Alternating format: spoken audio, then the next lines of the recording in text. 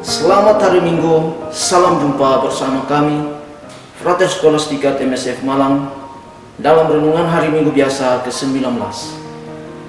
Apa kabar saudara-saudara sekalian? Mengawali renungan pada hari ini, saya memulainya dengan sebuah ilustrasi.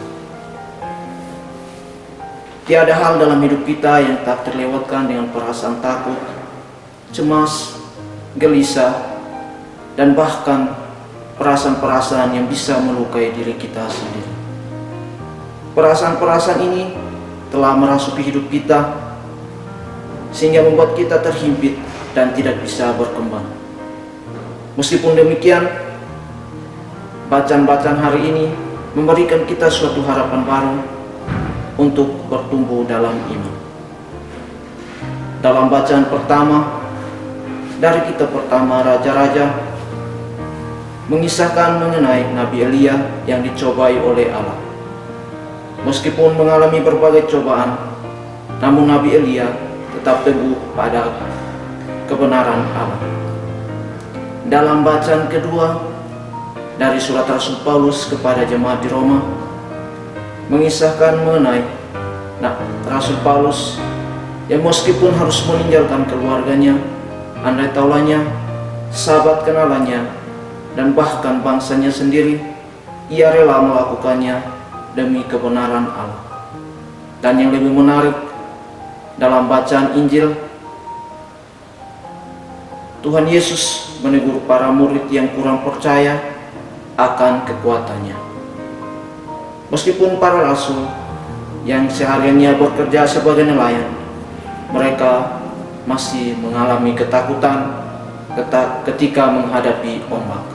Sebagaimana digambarkan dalam ilustrasi awal, kita juga sering mengalami hal-hal seperti yang dialami para murid. Kita mengalami pasang surut kehidupan, badai gelombang yang bahkan membuat kita terhimpit dan tidak berkembang. Namun, sungguh luar biasa, Yesus hadir tepat pada waktunya. Ketika para murid ketakutan, mulai gelisah, dan bahkan perahu mereka hampir tenggelam, di situ Yesus hadir dan menguatkan mereka. Bapak, Ibu, saudara-saudara yang terkasih, ketika para murid melihat Yesus, mereka berteriak dan bahkan ketakutan dan gelisah. "Itu hantu," kata mereka. Begitulah kehidupan kita. Terkadang ada ketenangan, ada harmoni, ada warna-warni, namun dalam sekejap mata bisa berubah menjadi sesuatu yang tidak baik dan bahkan melukai hidup kita dan orang lain. Suatu ungkapan untuk memahami bacaan-bacaan pada hari ini, yakni ketenangan sejati baik secara batinnya maupun secara lahiriah. Kata Yesus kepada para muridnya, "Tenanglah, aku ini, jangan takut." Dalam situasi yang sekarang ini, ketenangan memang sangat dibutuhkan. Namun untuk mencapai ketenangan itu membutuhkan proses. Bapak, Ibu, saudara-saudara yang terkasih, zaman sekarang orang tidak menghargai proses lagi.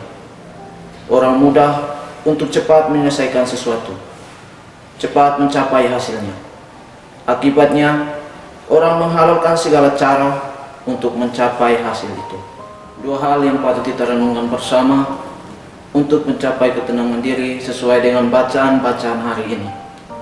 Yang pertama, mengenal diri sendiri dan tujuan hidup kita. Nabi Elia telah membuktikannya.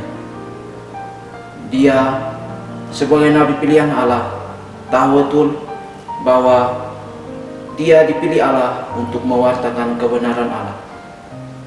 Sehingga meskipun dicobai dengan berbagai pencobaan, dia tetap teguh untuk bertemu Allah. Bagaimana dengan kita?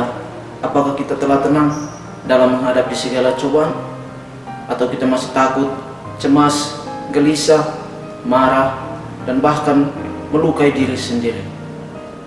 Bapak, Ibu, saudara-saudara yang terkasih, hal kedua yang perlu kita renungkan bersama adalah berani berpikir berbeda dengan yang lain. Mengapa harus berbeda? Jangan takut untuk berbeda, sebab yang sama itu tidak selamanya baik. Rasul Paulus telah membuktikannya.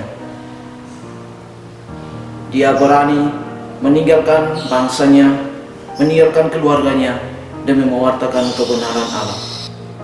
Bapak Ibu, saudara-saudara yang terkasih, untuk mencapai sesuatu yang baik, pertama-tama harus mengalami suatu kesalahan. Hati yang baik pernah mengalami luka. Jiwa yang tegar pernah menjadi sangat hancur. Dan orang yang bijak pernah kecewa dan mengalami kesalahan. Begitupun hal yang indah harus melalui proses yang begitu panjang. Marilah kita menyadari diri, berproses, terutama dalam mengimani Allah. Hidup kita semakin hari harus tertuju kepada Allah sebagai tujuan dari hidup kita. Berani berpikir berbeda dengan yang lain, agar hidup kita semakin terarah kepada Allah. Tuhan memberkati kita.